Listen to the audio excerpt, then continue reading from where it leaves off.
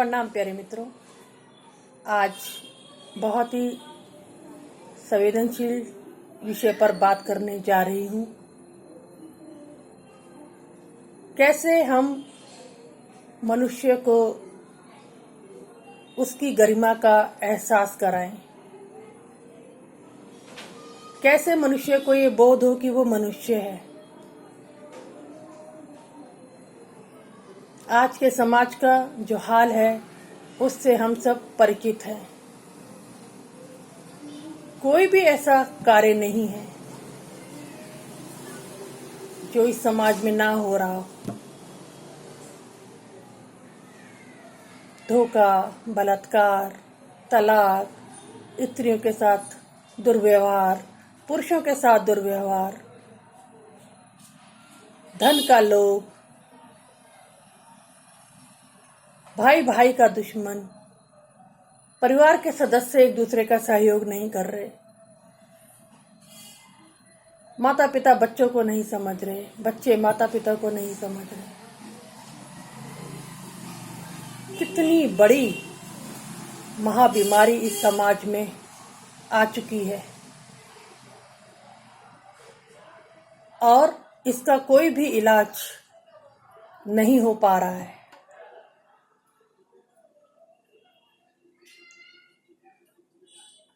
एक चीज के अभाव में ये सारे दोष विकसित हुए और वो अभाव है ध्यान का, समाधि का। आज हम नृत्य नहीं कर पाते जब तक किसी की शादी ना हो। आज हम अपने घर में बैठकर ध्यान नहीं कर पाते। परिवार के सदस्य कहते हैं ये क्या हो रहा है और कोई काम नहीं है। आज हमें ध्यानी होने में डर लगता है।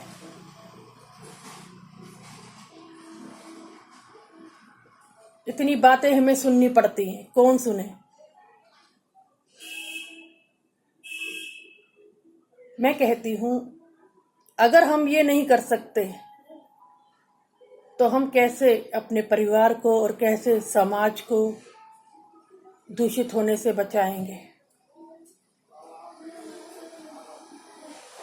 प्रधानमंत्री नरेंद्र मोदी और हमारे योगी जी कहते हैं घर घर तिरंगा होना चाहिए,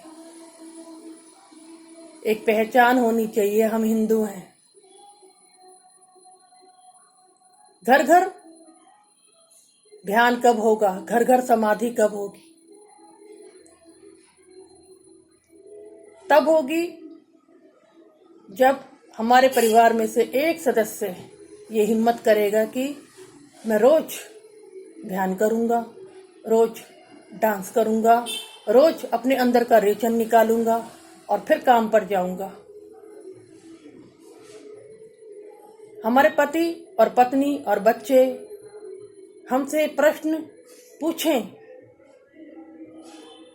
कि आप ये क्या कर रहे हैं, ये क्या है। उनके भीतर भी जिज्ञासा उत्पन्न होने दीजिए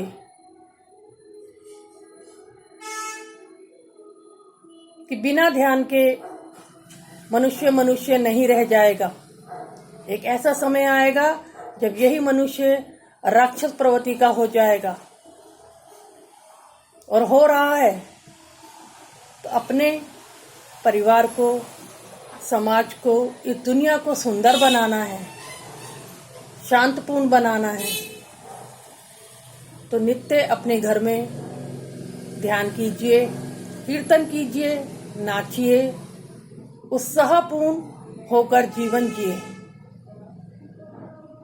स्पिरिचुअल होना कोई सीरियस काम नहीं है। आप एक संदेश दे रहे हैं अपने परिवार के सदस्यों को कि हम फिर बच्चों की भांति नाचेंगे, हम फिर अपने अंदर का कूड़ा करकट लड़ाई झगड़ा करके नहीं, रेचन करके निकालेंगे। हम इंसानों को नहीं मारेंगे, हम इंसानों से अभद्र नहीं बोलेंगे, हम तकिए को ही कूट लेंगे। भगवान बुद्ध कहते भी हैं कि जितना हो सके इंसान इंसान को दुख कम दे, अच्छा है। जितना हो सके वाणी का दुरुपयोग ना करें तो शुभ है। ये सब क्या था? ये क्या है? ये एक संदेश है कि ये मनुष्यता राक्षस ना हो जाए। इसीलिए आपको जितना भी क्रोध आए, जितना भी दुख आए, एक तकिए पर निकाल लीजिए, एक पिलो को कूट लीजिए, लेकिन कम से कम इंसानों को तो मत मारिए। आज हम इंसानों को भी नहीं छोड़ते हैं। क्रोध आया, थप्पड़ लगा दिया। क्रोध आया, दुनिया भर के अस्त्र शस्त्र हम यूज करते हैं। क्या हम ऐसा मनुष्य निर्मित नहीं कर सकते जिसे क्रोध आए और वो अपने कमरे में चला जाए और थोड़ी देर के लिए मौन होकर चाहे रो ले, चाहे तकिए को कूट ले, लेकिन इंसान को इंसान समझे? अगर हम ऐसे हो जाएं तो क्या हमारे बच्चे, क्या हमारे पति, हमारी पत्नी नहीं बदलेंगे? क्या आपको ऐसा लगता है कि आप ऐसा करेंगे तो आपके परिवार के सदस्य नहीं करेंगे? करेंगे, निश्चित करेंगे। हम आइडियल हैं अपने बच्चों के, अपने पति पत्नी के। अगर हम अपने अंदर बदलाव लाते हैं निश्चित, तो वो भी लाएंगे। चोटें खाएंगे, दुख भुगतेंगे। जब पूछेंगे कि सुख का मार्ग क्या है, तब आप बोलिए ध्यान है सुख का मार्ग। उसके बिना गति नहीं हो सकती, मुक्ति नहीं हो सकती। तो उठिए, घर घर में एक ध्यानी होना चाहिए। आज इस मनुष्यता को ध्यानियों की, संतों की बहुत बहुत जरूरत है। और ध्यान में डूबकर संतों का सहयोग कीजिए। जो संत जन ध्यान करा रहे हैं, समाधि करा रहे हैं, वो एक अपेक्षा रखते हैं हमसे कि हम उनके साथ कंधे से कंधा मिलाकर चलेंगे। हम इस समाज को, अपने परिवार को और सुंदर बनाने का प्रयास करेंगे। अब ये मत कहिएगा कि एक हमारे ध्यान करने से, समाधि करने से या डांस करने से क्या होगा, सारी दुनिया तो गंदी है।